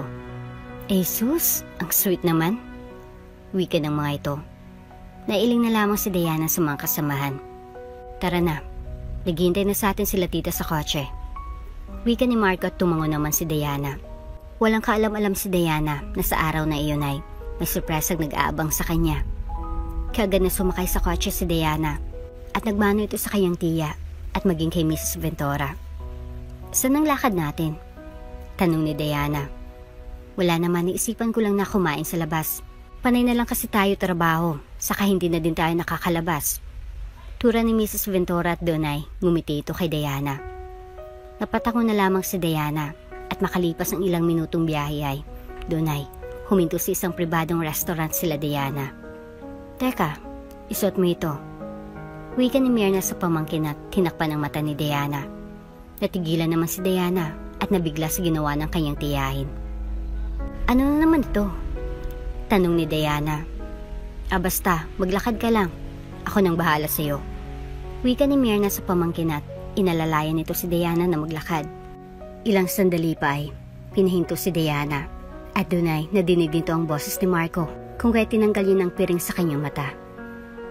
Love us to be safe a place, not another battle to fight. The world is tough enough. I will always choose you, even on the days when we don't understand each other. As long as I live and there is breath inside of me, I will treasure you, my love. Diana, simula pa lamang nung unang makita kita, nabihag mo ng aking puso. Naandig ako sa sipag at tiyaga mo. Kaya simula noon, palihim kitang tinutulungan. Ayokong ipaalam sa'yo dahil ayokong mapalapit sa iyo ng dahil lang doon. Pero habang tumatagal, mas lalo akong nahulog sa iyo. Kaya dumistansya ako pero tadhana nang naglapit sa atin. Yun na nga, bumalik ang love na nararamdaman ko para sa'yo. Wika ni Marco at tunay, naluha na lamang si Diana. Ang sweet naman, nakakainggit. Wika ni Myrna at nagyakapan na lamang ang dalawa. Ma'am push me to you. Palagi niya akong tinutulak na ligawan ka. Pero lagi kong iniisip na matanda ako sa'yo. Malayo ang age gap natin, kaya malabo magkagusto ka sa tulad ko. Until may birthday come, mas lalo akong ni-inlove sa'yo sa mga sinambit mo at naging malapit tayo sa isa't isa. Everyday I fall hard to you. Kaya di ko na napigil na ligawan kita. At ngayon nandito ako sa harapan mo, nakaluhod, at bibitawan ng isang katanungan. Diana, will you marry me? Matamis na tura ni Marco at doon ay sunod-sunod na umagos ang luwas sa mga mata ni Diana. Hindi nito lubos maisip na darating sa puntong yayain siya ng kasal ng taong mahal niya. Yes naman Marco, alam mo naman na noon pa lang, patay na ako sa'yo. Joke. Pero Marco, yes ang sagot ko. Wika ni Diana at doon ay isinot ni Marco ang singsing sa kamay ni Diana at matamis na hinalikan ng dalaga. Sobrang sayang naramdaman ng dalawa. You know, kainan na. Paninira ni Myrna sa moment at natawa na lamang sila Diana. Talaga si Tiyaw. Wika ni Diana at natatawa pa ito. Congrats sa inyong dalawa. Sana huwag magbago ang pagmamahal niyong dalawa sa isa't isa. Ingatan mo itong pamangkin ko Marco. Masaya ako para sa inyong dalawa. Wika ni Myrna at niyakap nito ang kanyang pamangkin. Hay naku, tama ng drama. Baka mamaya maiyak pa iyang si Myrna. Anyway, kumain na tayo.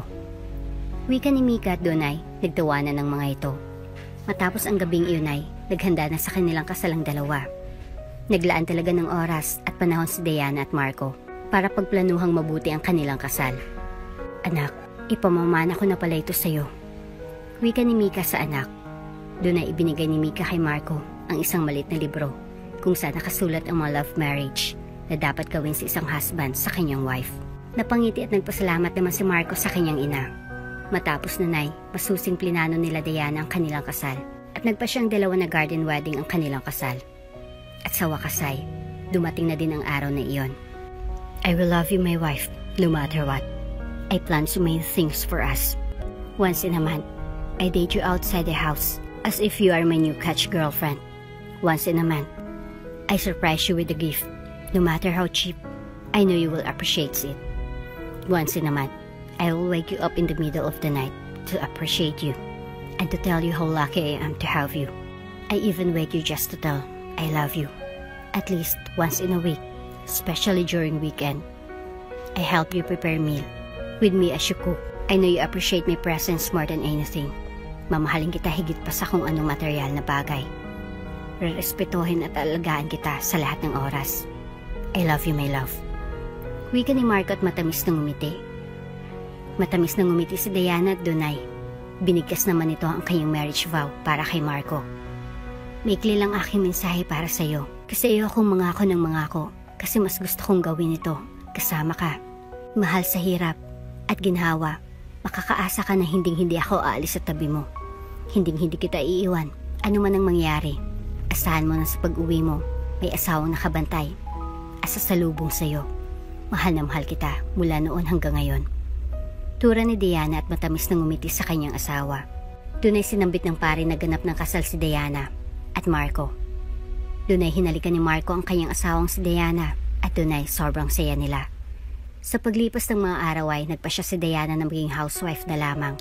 Makalipas ang ilang taon na pagsasama, unti-unting napansin ni Diana na nawawalan sa kanya ng oras ang asawa at sinambit iyon ni Diana sa biyana na si Mika. Kaagad naman na kinausap ni Mika ang kanyang anak. Anak, nabanggit sa akin ni Diana na nawawalan ka daw ng oras sa kanya. Ano bang nangyayari sa'yo?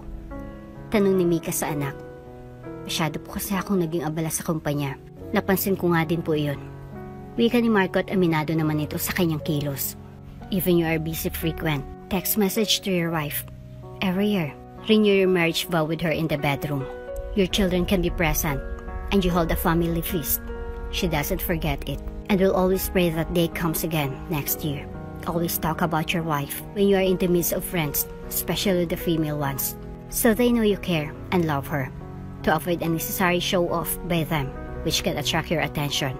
Buy her sexy bedroom wears, which you know will always arouse your feelings when she puts it on. Try to pat with her frequently. Daily family prayer or bedroom prayer both day and night is very important. Playing games with her, maybe hide and seek, Ludo, watching movies, especially love films, etc. is necessary as it increases the love. Have family meeting with her and your entire household every weekend, especially kapag nagkaanak na kayo. I know that, ma'am. Nagkaroon lang ng problema sa kumpanya, kaya naging abala ko. Wika ni Marco. Then tell her, huwag kang maglihim sa kanya. Remember, mag-asawa kayo. Nangako kayo sa isa't isa, no matter what happened, ay manatili kayo sa tabi ng isa't isa. Si Tanya ni Mika sa anak. Opo, ma'am. Medyo ayoko lang kasi na magsabi sa kanya, I know Diana, gagawa siya ng paraan to help me. At ayoko na isipin ng mga kaibigan ko na under ako ng asawa ko. I don't know how to explain it. Wika ni Marco at napabuntong hininga na lamang ito. Never tell your wife's fault to friends. Rather to call her order. But if no changes, please, be praying for her. Mag-usap kayo, sabihin mong nararamdaman mo kay Diana. Sit as a taboo to beat your wife. Beating is never the best way to correct her. Siguro may di kayo pagkakaunawaan. But try to talk it with her. Maglaan ka ng oras para sa asawa mo. Ipagluto mo siya. If you can cook, having a soup cooking competition is a nice game. Always be funny. So she misses you the more whenever you are not with her. Treat your wife like an angel. Mapalad ka dahil may asawa ka na, gaya ni Diana, na palagi kang inuunawa kaysa pag-isipan ng masama. Ayusin niyo iyan, anak, bago pa lumala ang sitwasyon. Payo ni Mika sa kanyang anak. Thanks, ma'am. Wika ni Marco at Dunay, tila ba natauhan si Marco. Kagad itong bumili ng bulaklak at umuwi ito ng maaga upang makausap ang kanyang asawa. Ang aga mo ata ngayon, love. Hindi ka ba abala sa kumpanya? Nabanggit sa akin ni mom na may problema ka sa kumpanya. Gusto mo bang pag-usapan natin? Bunga ni Diana sa kanyang asawa. Doon ay kagad niniyakap ni Marco ang asawa at hinalikan nito sa noo. I am sorry for making you feel alone. Pangako, babawi ako sa'yo. Wika ni Marco at naiyak pa ito sa puntong iyon. Pinahid naman ni Diana ang luha sa mata ni Marco. Saka itong umiti sa asawa. You don't need to say sorry. Wala kang kasalanan. Ganun naman talaga ang mag-asawa. Diba? Hindi naman palaging puro sarap sa isang relasyon. May hirap din. At pagdadaanan ng problema, syempre, hindi naman puro sarap, diba? Tura ni Diana at Dunay, hinigpitan pa nito ang yakap sa asawa. Salamat, mahal, sa pag-unawa mo sa akin at sa palaging pag-intindi. Pasensya ka na kung hindi ko sinabi sa'yo na may problema ako sa kumpanya. Natatakot kasi ako na sabihin ng iba na umaasa lang ako sa'yo. Wika ni Marco sa asawang si Diana. Ayos lang, naiintindihan ko. Nga pala, mahal, para nga pala sa'yo. Wika ni Diana at inabot ang pregnancy test kay Marco. Positive? Tatay na ako? Manghang wika ni Marco at Dunay. Tumango naman si Diana. Oo, mga magulang na tayo. Wika ni Diana at Dunay, binuhat ni Marco si Diana. Tatay na ako! Bagilo na wika ni Marco at Dunay. Kagad na ipinagmalaki ni Marco sa lahat ang pregnancy test ni Diana. Madaming natuwa sa magandang balita at madaming bumati sa mag-asawa. Labis na galak ang naramdaman ni Marco at gaya ng pangako nito kay Diana ay bumawi nga si Marco. Inalagaan nitong mabuti ang asawa. Naayos naman ang problema sa kumpanya nila Marco. Naging masayang pamilya sa biyayang kanilang natamo. Nakalipas ang ilang buwan ay malaki ng tiyan ni Diana at kabuwanan na nito. Marco, ang sakit ng tiyan ko. Sigaw ni Diana at doon ay agad-agad na umalalay sa kanyang tiya Mirna na may katandaan na at maging si Mika na ina ni Marco. Relax ka lang, Diana. Sinundo na ni Marco ang doktor. Tura ni Mirna sa pamangkin at pinalalakas nito ang loob ng pamangkin. Ang sakit na po. Wika ni Diana at iiyak na ito sa puntong iyon. Kalma, okay? Huwag kang umiyak dyan. Nandito kami. Tatagan mong loob mo. Para sa anak mo, okay? Wika ni Mrs. Ventura kay Diana. Ilang sandali ay dumating naman ang doktor at doon ay kagad na pinalabas sila Mirna. Mom, kamusta po ang asawa ko? Magiging okay naman po siya, di ba? Nag-aalalang tanong ni Marco sa kanyang ina. Hindi ito mapakali at palakad-lakad ito. Huwag kang palakad-lakad dyan, Marco. Maupo ka dito at kaming nihilo sa'yo. Huwag mo alalahanin si Diana dahil magiging okay siya, okay? Manalangin na lamang tayo na maging okay ang lahat, na ligtas ang iyong mag-ina. Tura ni Myrna kay Marco. Doon nga ay naupo si Marco at nangangatog ito. Nagdasal nga ang mga ito at ilang sandali lamang ay nadinig nilang iyak ng bata at doon ay lumabas na ang doktor. Kamusta pong mag-ina ko? Tanong ni Marco sa doktor at doon ay ngumiti ang doktor. Ligtas na po ang iyong mag-ina at baby boy po ang anak nyo. Pwede na po kayong pumasok. Tura ng doktor at doon ay mabilis na pumasok sa loob ng silid ang mga ito. Bumungad sa kanilang iyak ng sanggol at ang matamis na ngiti ni Diana. Nailuwal ko ng ligtas ang baby natin. Wika ni Diana at nakangiti pa ito. Salamat naman sa Diyos at ligtas kayo. Wika ni Marco at doon ay niyakap nito ang kanyang asawa sa kabinuhat ang kanilang anak. Ano ipapangalan niyo sa apo namin? Sabay na tanong ni Myrna at Mika sa dalawa. JC. Sabay tura ng mag-asawa. Sobrang sayang naramdaman ni Diana at Marco sa mga oras na iyon. Maging si Myrna at Mika ay labis din ang galak ng masilayan ang kanilang unang apo. Matapos ang pangyayaring iyon ay namuhay ng masaganang pamilya. Labis na sayang kanilang naramdaman at tila ba wala nang mahiling pa si Diana at Marco. Makalipas ang 5 taon, malaki ng panganay nila Diana. Doon ay nagbakasyon ng pamilya at napag-isip-isip ni Marco na muling pakasalan si Diana sa lugar na iyon. Labis na gulat ang naramdaman ni Diana nang sa ikalawang pagkakataon ay niyaya siyang muli ni Marco ng kasal at doon ay matamis na oo pa din ang sagot ni Diana. Kung nung una ay garden wedding, sa ngayon ay beach wedding naman. Sobrang natuwang nakakarami sa ganda ng pagsasama ng mag-asawa. Nag-viral pang wedding proposal ni Marco kay Diana dahil itinago ng kanilang anak ang wedding ring sa ilalim ng buhangin at muntik na itong matangay ng alon. Naging memorable naman ang pangyayaring iyon sa mag-asawa at kalaunan ay idinaos ang ikalawa nilang kasal. Labis na saya at galak ang naramdaman ng mga ito. Sa paglipas ng panahon, habang unti-unti nang nagbibinata ang kanilang anak ay patuloy na ikinukwento ng mag-asawang aral na kanilang natutunan sa buhay. Sa ngayon ay masayang magkasama si Diana at ang asawa nitong si Marco, kapiling ng kanilang anak na si JC at bunso nilang anak na si Daisy. Samantalang si Mrs. Ventura naman ay nanatili sa kanyang tahanan kasamang tiyahin ni Diana na si Myrna. At kahit nakapwa matanda na ay masayang mga ito sa kanilang buhay. Ninadalo naman nila Diana ang mga ito ng madalas at naisip man nila Diana na isamang mga ito sa kanilang tahanan ay ang mga ito na mismong tumatanggi. Kung kaya't upang mag-alaga ay kumuha sila Marco ng personal nurse na siyang magsisilbing taga-alaga ng mga ito sa tuwing wala sila Diana. Naging masaya ang buhay ng pag-ibig nila Diana at Marco na bagamat sinubok ng panahon ay naging matatag at matibay. Sa ngayon ang pamilya ay masayang magkakasama. Tunay ngang mahiwagang pag-ibig.